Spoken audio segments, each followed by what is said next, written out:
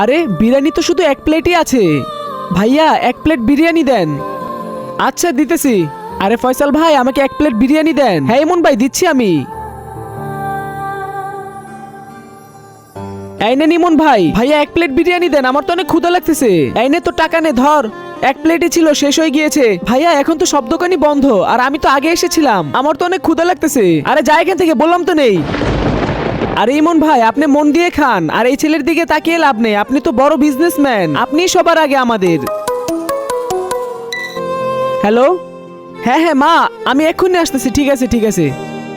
আরে ফয়সাল ভাই, হ্যাঁ ইমন ভাই বলেন। ফয়সাল ভাই আপনি একটা কাজ করেন, এই বিরিয়ানির প্লেটটা এই ছোট ভাইকে দিয়ে দেন। আমার মা যদি শুনতে পারে আমি বাইরের খাবার খেয়েছি তাহলে অনেক রাগ করবে, তাই আমি ওকে দিয়ে দিলাম। এই নাও ভাইয়া তুমি খেয়ে নিও। ওইটা আল্লাহকে ভালোবাসলে লাইক সাবস্ক্রাইব করে দিবেন।